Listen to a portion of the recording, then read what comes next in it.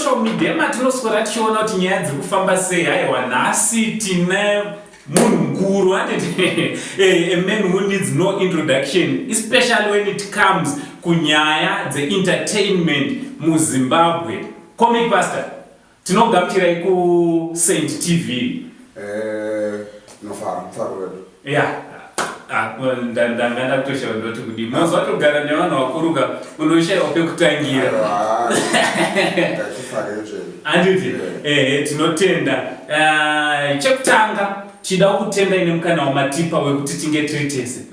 Right, first and foremost vanhu vakada kuziva kuti anombonzi Comic Pastor anombonzani uye akazvarwa gore ripi? Comic Pastor. Akazvarwa just after liberation struggle, saka kuzvi-88. Oh, kuzvi-88. All right. Zvakare vanhu vakada kuziva kuti Comic Pastor ane mudzimai here uye ane vana vangani kana mudzimai? Mudzimai ndinaye. All right. Vana tinavo. Oh, munavo vakawanda. All right. Kufamba mutsoka dzaChimbetu. Oh, Chimbetu upi? Mundara chaichai. Ndoma muri kuzvinzwira mega vateereri. No, we have a wife and yeah, we have one kid anonzi Tadiwa. All right, anonzi Tadiwa. All right, baba Tadiwa. Hazvinofadza. Comic Pastor akadzidzawo kusvika papi? Tingati akakurira kupi kudzidza kusvika papi? Born and bred in Airport, Overspill, that's why I stayed, that's why I grew up. All right. And then from there, I ended up Airport High School, I did my ordinary levels there, I did a sales course, I did a social, I went to school, I did a social.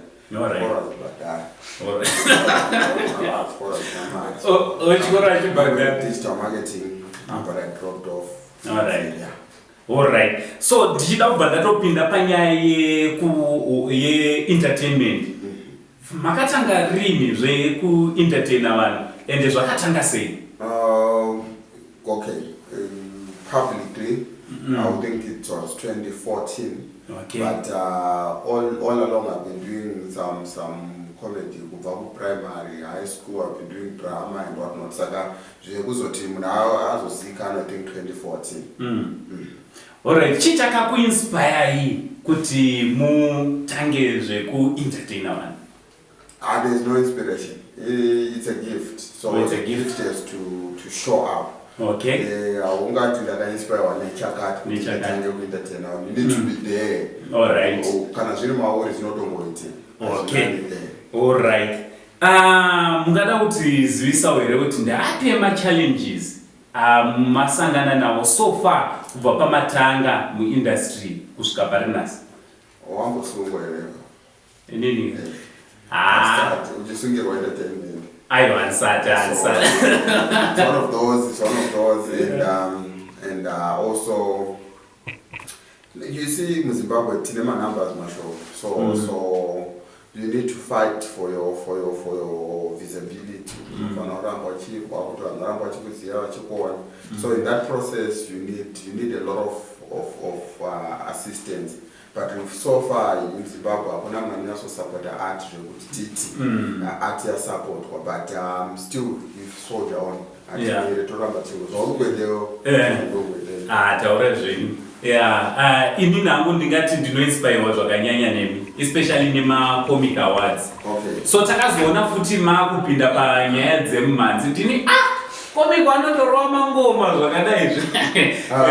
Ndakatanga nemangoma before nzandarombo comedian. I used to serious? Yeah, for fun. I used to okay, kudhara you wanted it to be a career because mazuva acho kwakuchena na extra large. Yes. Saka taitongota hatokwisidzana nawo, but then you see there is always a time for everything. Mangoma ndakazotanga now. Because now I have the numbers and the people, yes. So you can do it for fun now. I'm chete mangoma zvotanga mari. Zvakungonakidza. Those side hobby yangu yekuti if I'm not acting, I'm doing music.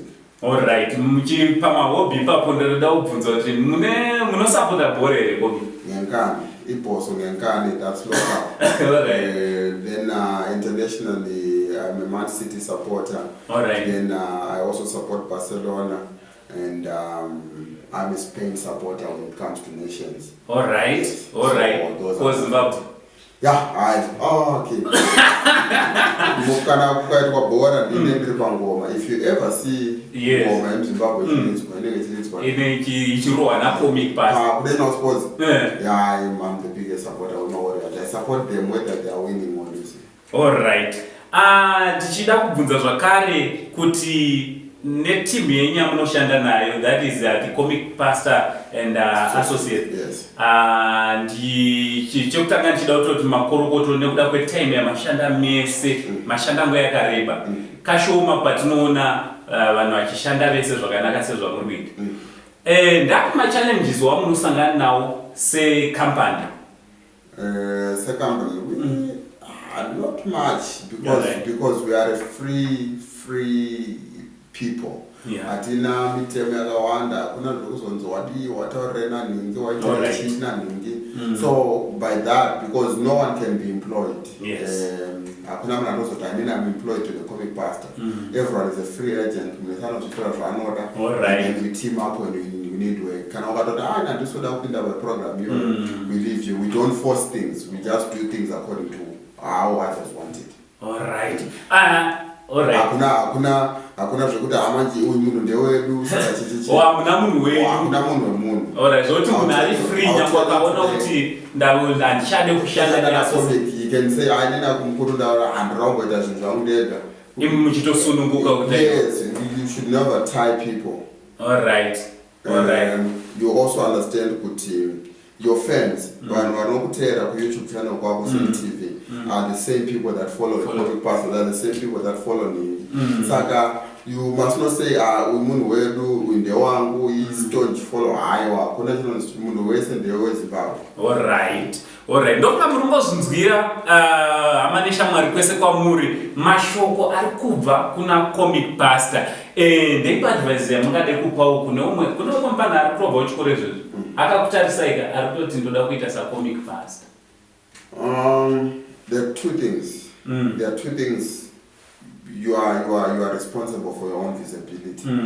Ndakatanga kushuta nefone, ndikashuta zvinhu zvangu zvese nefone, ndikaposta paFacebook, YouTube. People like it. Saka iwe une phone, you want to be a comedian, you want to do it using your phone. Murikuda kuti phone iyoyo? Yes, phone.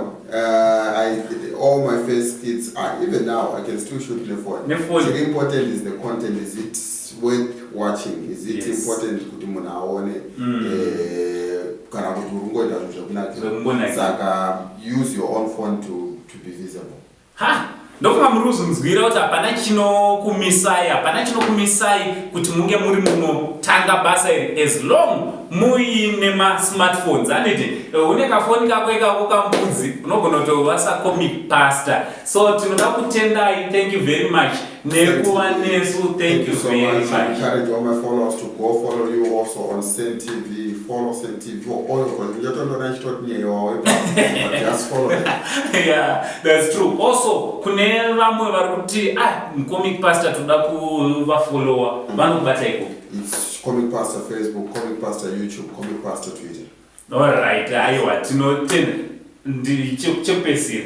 Ndiani ungade kupa credit kuti aiwa kuti ndizosvika pakunzi Comic Pastor uyu akaramba achindidi I have a lot of people. My wife, my family, my neighbor, Boli Best to Shokunze, they are going to shoot on the phone. All right. The first guy, Boli Best to Shokunze, then the whole team went associates.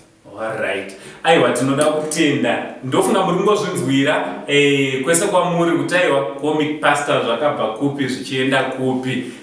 Thanks very much. Thank you very much for the time yenyu. Thank you so much for waking up for me, coming to see me. Thank you so much. Thank you so much. All right, from Uncle Saint na Comic Pastor. For now, Chichichi, much love.